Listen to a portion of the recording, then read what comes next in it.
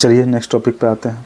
तो यहाँ पे देखिए इम्पोर्टेंट क्या है, हड़प्पा वासी क्या खाते थे। हम लोग अब देख लिए कि उन रहते कैसे थे, उनका व्यवस्था, नगरीय व्यवस्था कैसा था, ठीक है। उसके बाद आप देखते हैं कि वो लोग खाते क्या थे, ठीक है।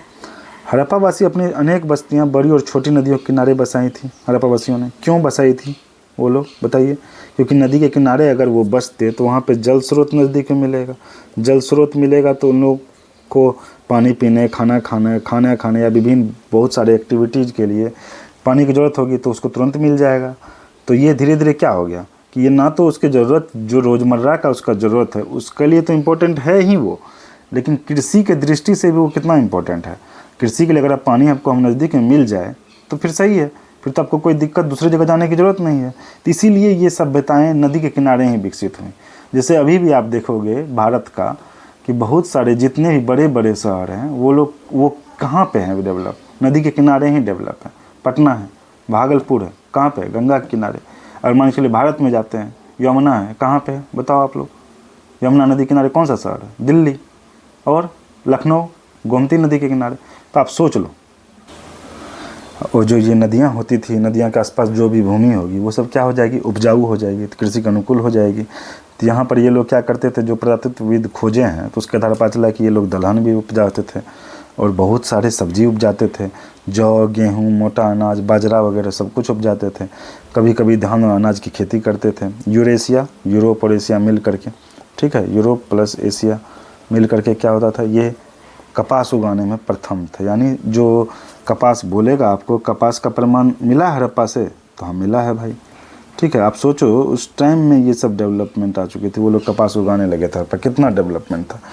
तो उसको क्या करते थे, वो बुन करके उससे कपड़ा बनाते थे, ठीक है। और उन्होंने हल भी, बहुत सारे हल का वो आविष्कार किया और उससे खेती का कई उपकरण बनाए, ठीक है, जिससे खेती में आसानी हो गई, जिनमें से कुछ का उपयोग आधुनिक समय में भी किसानों द्वारा किया जाता है। जैसे पहले हम लोग दादा वगैरह क्या करते थे, अभी नाना वगैरह क्या करते थे, जो बैल होता था बैल के पीछे वो हल लगाते थे, चौकी लगाते थे जिससे कि खेत को चौकते थे, मतलब पूरा समतल करते थे, और हल लगाते थे जिससे कोड़ते थे, और तो उसमें उसको बीज बोते थे, फिर उसको फिर चौकी करते थे, ठीक है। अब देखते हैं, ये देखो आप, ये फ़ोटो, ये मिट्टी से निर्मित एक हल था, ठीक है, ये हरियाणा के बनावली से प्राप्त हुआ। देखो ये बहुत इंपॉर्टेंट है, इसको आप लोग ध्यान रखना। मिट्टी का हल ये कहाँ से प्राप्त हुआ, हरियाणा के बनावली से, ठीक है। चलिए, यह गहन कृषि गतिविधि सैकड़ों छोटे ग्रामीण स्थलों अथवा गांव द्वारा संचालित की जाती थी, ठीक है। अभी की तरह तब भी ग्रामीण क्षेत्रों से पर्याप्त कृषि उपज प्रतिदिन उपलब्ध होने पर ही नगर जीवित रह सकते थे। जैसे आजकल भारत का एक शहर है, कोई भी शहर है जो इम्पोर्टेंट शहर है, वहाँ पे खेती होती है क्या, वहाँ पे इतने सारे मॉल, ये सब बड़े बड़े अपार्टमेंट वगैरह बन गए हैं कि खेती के लिए ज़मीन ही नहीं है। तो वो लोग खाते नहीं है क्या, खाते ही हैं, लेकिन उन खाद्यों का उसका पूर्ति कहाँ से होता है, गांव से, जहाँ पे गांव में उपज होती है, ठीक है। तो आप सोच लो, हड़प्पा वासियों ने मांस के सेवन के लिए अनेक पशुओं को पाला, ठीक है, मांस के सेवन के लिए अनेक पशुओं को पाले, मांस खाने के लिए। मछली कहाँ से मिलता था उसको, नदी और समुद्र से मिल जाता था। खुदाई में बड़ी संख्या में पशुओं की हड्डियाँ और मत्स्य जीवाश्म से ये सब कैसे पता चला, तो उसमें पशु का हड्डी मिला हम लोग को खुदाई में, मछली का भी हड्डी मिला, ठीक है, जीवाश्म मिला, और जिससे पता चला कि वो लोग मछली और पशु वगैरह को भी खाते थे, ठीक है। हड़प्पा वासियों खाना पकाने के पात्रों में क्या होता था, ठीक है। तो ये कैसे पता चलेगा, मिट्टी के पात्रों की वैज्ञानिक जांच से कुछ चीज़ पता चला कि इसके अंदर में कुछ प्रत्याशित मतलब जो सोचते हैं कि हाँ ये तो होगा ही, तो वो क्या था, दूध पत्त मिला ही। और प्रत्याशित सोचिए आप, उसमें हल्दी, अदरक, केला, ये सब मिला है। उसके जांच में पता चला है कि उन लोगों के खाना में मिलता था, वो लोग खाते थे, ठीक है। तो इसका मतलब समझ रहे हो आप, उनके भोजन में विविधता थी, यानी वो लोग नॉनवेज भी खाते थे, वेज भी खाते थे, ठीक है। वेज में भी क्या, आप सोच लो, इतना चटकदार हल्दी अदरक सब कुछ मिलाते थे वो लोग। तो मान लीजिए कि आप हड़प्पा के घर में खाना पकाते हैं, और जो भी आधार में ऊपर में दिया गया ये जो वस्तु है, इसके आधार पर कौन सा खाना आइएगा, ये पूछ रहा है एनसीईआरटी आपसे, बताइए इसको। चलिए आते हैं। तो हड़प्पा वासी जो थे वो लोग इंजीनियर ही नहीं थे, मतलब इतना उन्नत स्नानागार, ये रोड वगैरह का डेवलपमेंट, जो बिल्डिंग वगैरह थी, ये इससे पता चलता है वो इंजीनियर ही नहीं थे। इंजीनियर तो थे ही, लेकिन उसके अलावा वो जो कपास का उससे बुन करके कपड़े बनाते थे, और बिजनेस के बारे में अभी हम लोग पढ़ने वाले हैं, तो बिजनेस के ही बादशाह थे। ठीक है, अब चलिए आते हैं व्यापार पे। तो हड़प्पावासी न केवल अपनी सभ्यता आसपास या बहुत दूर से अन्य नगरों में, मतलब ये ना ही भारत के भीतर ही, भारत के भीतर तो करते ही थे, भारत से बाहर भी ये लोग अपना व्यापार करते थे। ठीक है, उनमें आभूषण में लकड़ी, दैनिक उपयोग की कुछ वस्तुएं, जैसे देखो ये क्या है, कंघी। ठीक है, संभवतः सोने और कपास और कुछ खाद्य वस्तुओं का निर्यात, मतलब सोना और कपास तो ये लोग उपजा देते थे, तो ये और कुछ खाद्य वस्तु इस सब का भी निर्यात करते थे, यानी यहाँ से दूसरी जगह व्यापार करते थे और वहाँ से कुछ चीज़ें भी लाते थे। ठीक है, तो उनके प्रिय आभूषण कार्लेनियन की मोती, आप ये देखो, ये एक टाइप का, ये पत्थर टाइप का होता था, मतलब एक मन का टाइप का समझ लो आप इसको, कार्लेनियन। इसको ईरान में ये मिला है, खुदाई में प्राप्त हुआ है। तो इसका ये भी क्या होता था, ये गुजरात से यहाँ पे से वहाँ भेजा जाता था। ठीक है, निर्यात होता था। तो यहाँ के जो कारीगर थे उन लोगों ने इसमें छेद कर दिया था ताकि इसमें धागा को घुसा करके इसको यूज किया जा सके, चाहे वो हाथ में हो चाहे गला में हो। ठीक है, इन्हें शंख से भी बहुत सारा सुंदर चूड़ी बना है, लेकिन शंख क्या होता है, तो उसका खोल सख्त होता है, तो आप समझ रहे हो उस पर कितना बारीकी का काम चाहिए। तो उन चूड़ियों को बनाने के लिए एक परिष्कृत तकनीक, मतलब जो एक डेवलप टेक्निक का होना चाहिए, तभी वो बन पाएगा। अब आते हैं, देखिए नेक्स्ट, यह स्पष्ट नहीं है कि हड़प्पावासियों ने निर्यातित वस्तुओं के बदले में किस वस्तु का आयात किया। संभवतः यह तांबा हो सकता है। बोल रहा है कि जो निर्यात करते थे तो कुछ आयात तो करते होंगे, तो ये लोग बोलते हैं इसका कोई स्पष्ट प्रमाण नहीं मिला है, लेकिन क्या है कि तांबा हो सकता है, क्योंकि यह धातु जो है ना यहाँ पे बहुत कम मिला है, और मिला भी है तो उसको यूज करके तांबा और टीन मिला करके कांस बना लिया गया है। ठीक है, चलिए आइए पता लगाते हैं। हड़प्पावासी मुलायम धातु तांबे की कलाकारी में कुशल थे। तांबा में टीन, बताया मैंने, टीन मिलाने से कांस धातु में बनता था। ठीक है, अब कुछ प्रतिमा वगैरह आगे हम लोग देखेंगे जिसका यूज था, ये तो हम लोग देख लिए हैं। तो यहाँ देखिए एक क्या हुआ कि वहाँ पर व्यापार का संचालित करने के लिए स्थल मार्ग और नदियों तथा अधिक दूरवर्ती गंतव्यों के लिए समुद्री रास्तों का उपयोग किया जाता था। दूर का चीज़ के लिए समुद्र की तरफ से जाते थे। यह भारत की प्रथम गहन समुद्री गतिविधि थी। वास्तव में गुजरात जो है और सिंध के तटवर्ती क्षेत्रों में कई हड़प्पाई बस्तियां स्थित हैं। गुजरात में एक बस्ती है लोथल, जानते हैं क्या है ये गुजरात का बंदरगाह शहर है। ठीक है, ये 217 मीटर लंबा है, 36 मीटर चौड़ा, समझ लो लगभग 2-3 फुटबॉल ग्राउंड के आसपास का है। ठीक है, 2 ग्राउंड। इस बेसिन में बंदरगाह की संरचना अवश्य रही होगी। इसका इस्तेमाल नाव के माध्यम से वस्तु का आयात और निर्यात के लिए किया जाता था। इस प्रकार के व्यापक स्तर के व्यापार में यह आवश्यक था कि व्यापारी अपने सामान को एक दूसरे को पहचाने, मतलब अपने सामान को भी पहचाने और दूसरे को भी पहचाने। तो अनेक वस्तुओं की खुदाई मिली, हजारों की संख्या में छोटी मोहरें मिली हैं। ठीक है, कि इसका मतलब यहाँ जैसे कुछ सामान लिए तो वो वहाँ का कुछ मोहरा दे दिया, वहाँ पर जाकर हम लोग कुछ कर देते, यहाँ का मोहरा दिए। तो क्या हुआ, धीरे धीरे ये मोहरे का विकास हुआ। ये मोहरे क्या था, मुलायम पत्थर पे स्टिएटाइट से बनी होती थी। स्टिएटाइट ये क्या होता है, ये क्वेश्चन देखो इम्पोर्टेंट है कि जो हड़प्पा में मोहरे मिलती थी, मोहरे वो किससे बनी होती थी, स्टिएटाइट मोहरे, ये किससे, स्टिएटाइट। ठीक है, इनका माप क्या था, केवल कुछ सेंटीमीटर है। साधारणतः उनके ऊपर जानवरों के चित्र, जो मोहरा था उन पर जानवर का चित्र होता था। ठीक है, इस पर कुछ लेखन का भी संकेत मिलता है। इन लेखन प्रणाली और पशुओं के चित्रों के प्रतीकों के अर्थ को अभी समझना बाकी, मतलब इसको नहीं अभी तक पढ़ा जा सका। इस लिपि को बोलते हैं बोस्ट्रोफेदस लिपि। इसको हिंदी में बोलते थे भाव चित्रात्मक लिपि, चित्रात्मक लिपि। ठीक है, यहाँ देखो चित्र के द्वारा ही दर्शाया गया है, इसको अभी तक नहीं डिकोड किया जा सका। यहाँ देखो उस टाइम में ये जानवर ही मिलता था, इसको ध्यान से देखोगे, ये क्या है, ये सींग है, इसको एक सींग, तो ये क्या है, एक सींग वाला गेंडा। ठीक है, और ये बैल है, ये क्या है बताओ आप, ये बाघ है। ठीक है, ठीक है, तो फिर देखते हैं, आगे देखते हैं। प्राचीन जीवन, ये उन लोगों का प्राचीन जीवन था। इसमें क्या है, पुरातत्ववेत्ता जो है हड़प्पावासियों द्वारा निर्मित और उपयोग की गई अनेक वस्तुओं को सामने लेकर के आए हैं। जैसे देखिए ये उस समय में ये कांच से बना हुआ आईना था। ठीक है, दर्पण था। और यहाँ पर ये देखो, ये क्या है, ये धोलावीरा में पाया गया कौन सा है, मिट्टी का पोट है। ठीक है, घड़ा है। यहाँ पर देखिए भार तोलने के लिए बाट है। और यहाँ पर देखिए ये कांच का क्या है, छेनी है, छेनी। ठीक है।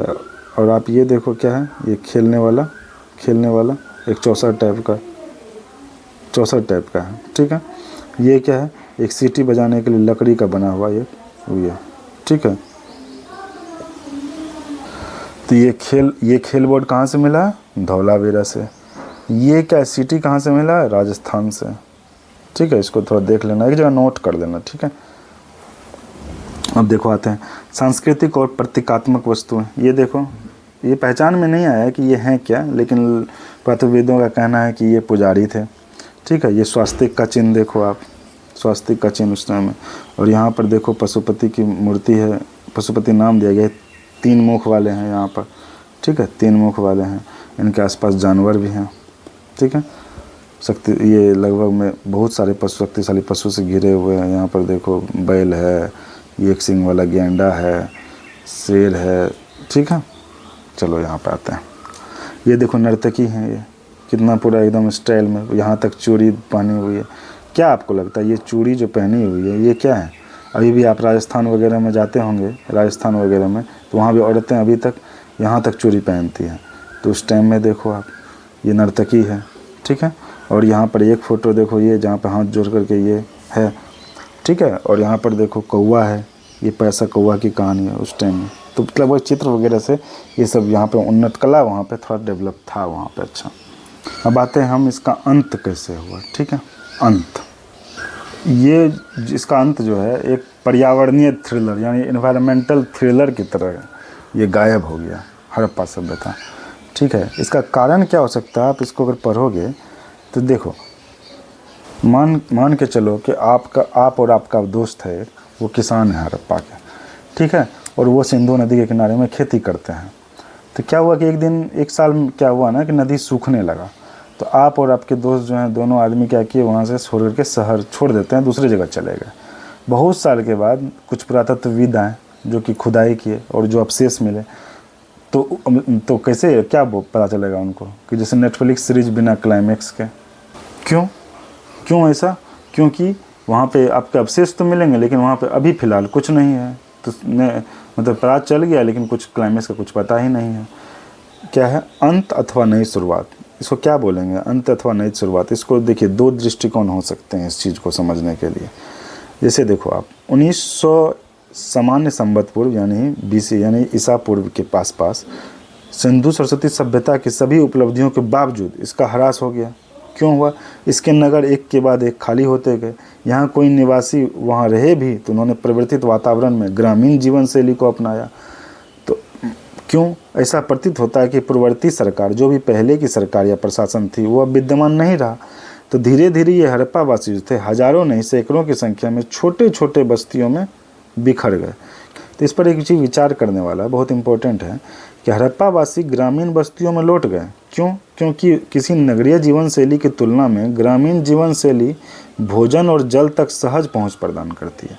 आप नगरीय जीवन शैली में जाओगे तो वहाँ पे आप क्या होगा कि धीरे धीरे खेती करना बंद कर दोगे आप, तो वहाँ पे जल भी उतना ज़्यादा इम्पोर्टेंट मतलब वो नहीं मिलेगा आपको।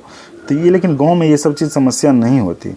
तो ये लोग जान करके ग्रामीण शैली में चले गए, क्योंकि वहाँ पे ज़्यादा ज़िंदगी आसान होता है, ठीक है। तब से लेकर अब तक भोग विलास की वस्तुएं नहीं मिलेंगी, ठीक है, लेकिन ज़िंदगी बहुत आसान है, बहुत अच्छा लगता है। पर्यावरण आप समझ रहे हो, कितना पॉल्यूशन है दिल्ली में, बिहार में कितना पॉल्यूशन है, सब जगह, पटना में, बेगूसराय में, सहरसा में, ये सब क्या स्थिति आप लोग देख रहे हो।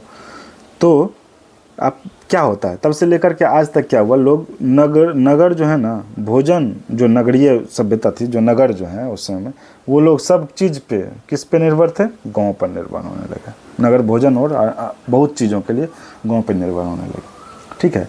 आप एक बात जानते हो कि कहावत है, प्रकृति के साथ सभ्यता का विकास।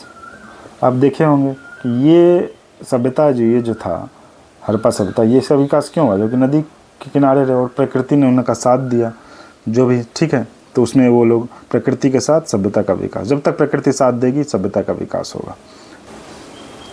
इस सभ्यता के पतन के कारण क्या क्या हो सकते हैं? तो पुरातत्ववेत्ता जो हैं वो इसके बहुत सारे कारण बताए हैं। बहुत समय पहले यह सोचा गया कि सबसे पहले यह आया कि यह युद्ध या आक्रमण कोई किया होगा तो इन नगर का विध्वंस हो गया होगा।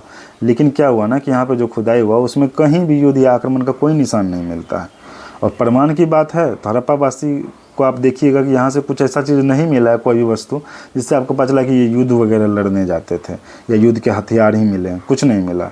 तो ऐसा तो हम लोग नहीं बोल सकते हैं कि कोई शांति प्रिय कोई सभ्यता को कोई ऐसे कुचल देगा या युद्ध आक्रमण करके उसको ख़त्म कर देगा। ठीक है, ये तो शांतिपूर्ण सभ्यता थी।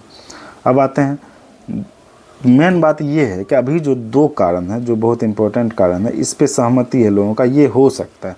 जो पहला है कि जो 2200 ईसा पूर्व है, इस समय में विश्व को अत्यधिक प्रभावित करने वाले जलवायु संबंधी परिवर्तन, मतलब बहुत सारे जलवायु परिवर्तन एकदम ड्रास्टिकली, मतलब तुरंत एकदम से चेंज हुआ वहाँ पे। तो उससे क्या हुआ कि वर्षा का कमी वहाँ पे हुआ।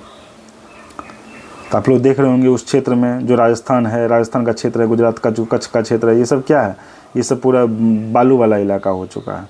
ठीक है, तो उस टाइम में मतलब उस काफ़ी शुष्क हो चुका है, वहाँ पे वर्षा की बहुत कमी हो गई थी। तो बोले कि उस वजह से है ना कृषि कार्य बहुत कठिन हो गया, कृषि नहीं होना शुरू किया, नगर की ओर खाद्य आपूर्ति में कमी आई होगी, नगर की तरफ खाद्य आपूर्ति नहीं हो पा रहा होगा, तो लोग नगर से फिर गांव की तरफ शिफ्ट होते चले गए। दूसरा कारण ये है कि हम लोगों ने देखा कि सरस्वती नदी जो थी, सरस्वती नदी भी सूख गई। ठीक है, तो वहाँ पे कालीबंगा वाले जो बनावली हैं, ये सब नगर अचानक छोड़ दिए गए क्योंकि सरस्वती नदी ही सूख गई। और नदी आप जान रहे हो, अपना देखें नदी का कितना इंपॉर्टेंस है, तो जब वही ख़त्म हो जाएगी तो ख़त्म है बात। इनमें अन्य कारण भी रहे होंगे, लेकिन ये 2 जो कारण हैं, बहुत सारा कारण और भी रहा होगा, लेकिन ये दोनों कारण बहुत इंपॉर्टेंट है। ठीक है, तो याद दिलाते हैं, जो कारण है वो हमको याद दिलाते हैं कि हम अपने कल्याण के लिए अपनी जलवायु और पर्यावरण पर कितने निर्भर हैं।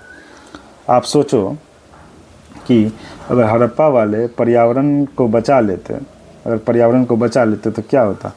आज जो उनका मोहनजोदड़ो का स्नानागार है, वहाँ पे हम लोग पूल पार्टी कर रहे होते, वहीं पर हम लोग पूरा एकदम गाना वाना बजा करके वहीं पे सब लोग मस्ती कर रहे होते हैं। ठीक है, तो यहाँ देखते हैं, यद्यपि अभी जो है नगर लुप्त हो गए हैं, लेकिन हड़प्पा की संस्कृति एवं प्रौद्योगिकी यानी टेक्नोलॉजी अधिकांशतः बची रही। यह भारतीय सभ्यता के अगले चरण में पहुंच गई, मतलब सब कुछ तो लिफ्ट हो गया नगर वगैरह, लेकिन जो संस्कृति था और जो उसमें टेक्नोलॉजी यूज हुआ था वो धीरे धीरे करके आगे अगला सभ्यता में पहुंच गया। इसके बारे में हम लोग अगले चैप्टर में पढ़ेंगे। तो ये देखिए, ये यहाँ पर उसका समरी है, इसको अच्छे से आप देख लो।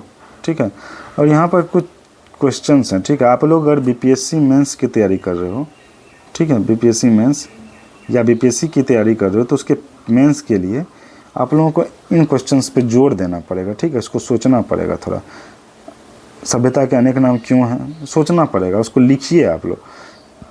सिंधु सरस्वती सभ्यता की उपलब्धि का सार देते हुए संक्षिप्त रिपोर्ट दीजिए, मतलब उपलब्धि क्या क्या थी उसको 150 से 200 वर्ड में लिखिए। देखिए, तीसरा क्वेश्चन क्या है, कल्पना कीजिए कि आपको हड़प्पा से कालीबंगा तक यात्रा करनी है और आपके पास विभिन्न विकल्प क्या हैं, क्या आप प्रत्येक विकल्प में लगने वाले समय का अनुमान लगा सकते हैं। तो सोचने वाली चीज़ें हैं।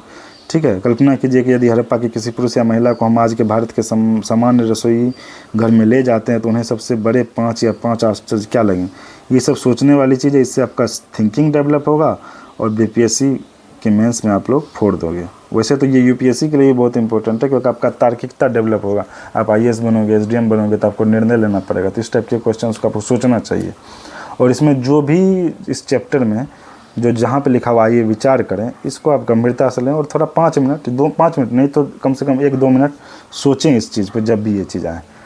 तो इस चैप्टर को हम लोगों ने ख़त्म किया।